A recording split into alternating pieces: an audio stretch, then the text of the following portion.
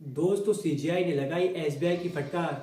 अब मोदी सरकार की खैर नहीं। जैसा कि आप सभी को पता होगा कि 15 फरवरी को सुप्रीम कोर्ट के जज सीजीआई डीवाई चंद्रचूड़ ने इलेक्ट्रिक बोर्ड के चंदे को हमेशा के लिए बंद कर दिया था और एसबीआई से कहा गया था कि इसमें जितना भी चंदा दिया गया है ये सारी जानकारी सार्वजनिक होनी चाहिए और लोगों तक पहुंचनी चाहिए। तो आप इस जानकारी को जल्द से जल्द अपनी वेबसाइट पर और इलेक्शन कमीशन की वेबसाइट पर डालें, ये आपकी जिम्मेदारी है। जिसके बाद कांग्रेस पार्टी और बड़े बड़े नेताओं ने कहा था कि सुप्रीम कोर्ट के इस फैसले से बीजेपी सरकार की अब खैर नहीं और बीजेपी सरकार के सारे काले कारनामे अब सबके सामने आ जाएंगे और बीजेपी सरकार किस तरीके से पैसा लूटती है ये भी सबके सामने आ जाएगा। लेकिन एसबीआई ने बड़ी चालाकी से सुप्रीम कोर्ट के जज सीजीआई डीवाई चंद्रचूड़ को मूर्ख बनाने की कोशिश की और उन्होंने इस तरीके से बताया कि हमारे पास जानकारी तो है लेकिन हम 30 जून तक ये सारी जानकारी आपको देंगे क्योंकि इसमें थोड़ा टाइम लग रहा है।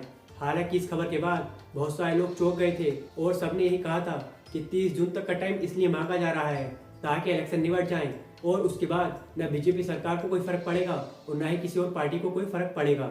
लेकिन सुप्रीम कोर्ट के जज सीजीआई डीवाई चंद्रचूड़ ने एसबीआई की फटकार लगाते हुए कहा कि 12 मार्च तक ये जानकारी वेबसाइट पर होनी चाहिए और आपको इलेक्शन कमीशन को भी 15 मार्च तक अपनी जानकारी देनी होगी और कितने बॉन्ड बिके और किसने खरीदे हैं ये सब जानकारी आपको इलेक्शन कमीशन को 15 मार्च तक देनी है। और सुप्रीम कोर्ट के इस फैसले ने हमारे देश के लोकतंत्र को एक बार फिर से दोबारा जिंदा कर दिया है और लोगों का जो भरोसा सीजीआई डीवाई चंद्रचूड़ से उठ गया था अब दोबारा से वो भरोसा सीजीआई के ऊपर आ गया है। और इस जानकारी से सबसे बड़ा नुकसान बीजेपी सरकार को ही होने वाला है क्योंकि सबसे ज्यादा चंदा बीजेपी सरकार को ही मिला है और ये जानकारी लोगों के लिए जानना बहुत ज्यादा जरूरी था।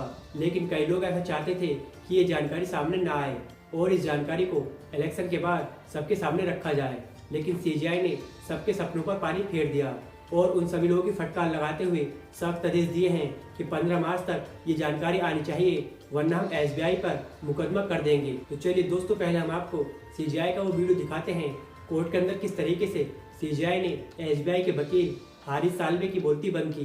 दोस्तों हारिस साल्वे हमारे देश के सबसे बड़े वकील हैं और वो बहुत ज्यादा पैसे लेते हैं और वो केस नहीं हारते हैं, लेकिन इस केस में उनकी हार हुई है और एक बार फिर से लोकतंत्र जीता है। आप ये वीडियो देखिए। We had it. Highest court of this country, so where is the question of you being sued? I'm sorry, my lord. Whatever you are doing under the directions of the highest court of No, my lord. If I make a mistake, if I say Mr. X got it instead of Mr. Y got it, in a hurry to give the numbers, I could create havoc there, my lord, because ultimately.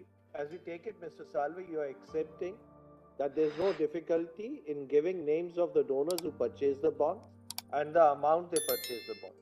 You have got no difficulty in giving details of the political parties who have purchased the particular bonds.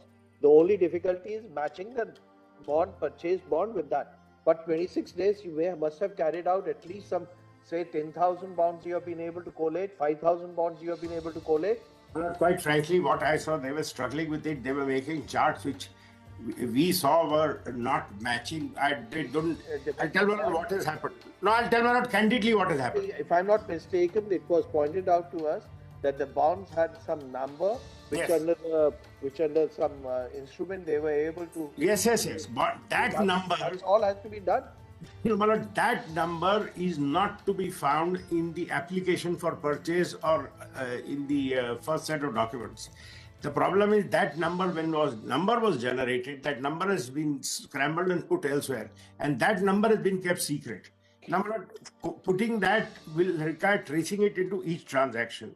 तो आपने देखा कि देश के सबसे बड़े वकील हारिस साल्वे भी जवान से लड़खड़ाते हुए नजर आते हैं और सुप्रीम कोर्ट की बेंच में से एक जज पूछते हैं कि आपने 26 दिनों में क्या किया, क्या आपको ये जानकारी 26 दिनों के अंदर लोगों के सामने लाकर नहीं रखनी चाहिए थी, इसमें इतना टाइम क्यों लग रहा है, जबकि इस समय तो सिर्फ एक क्लिक में ये सारी जानकारी आ जानी चाहिए, लेकिन इसमें इतना समय क्यों लग रहा है। जिसके बाद हारिस साल्वे भी चुप हो गए और फिर सीजीआई ने उनके खिलाफ लगाते हुए और एसबीआई को सख्त ऑर्डर देते हुए कहा है कि 15 मार्च तक ये सारी जानकारी सार्वजनिक होनी चाहिए। अब देखना होगा कि एसबीआई कितनी बात मानती है या फिर वो अपने ऊपर मुकदमा चलाएगी। फिलहाल इस खबर में इतना ही, आगे मिलते हैं और भी कई सारी खबरों के साथ। तो चैनल को सब्सक्राइब और वीडियो को लाइक कर शेयर करना ना भूलें।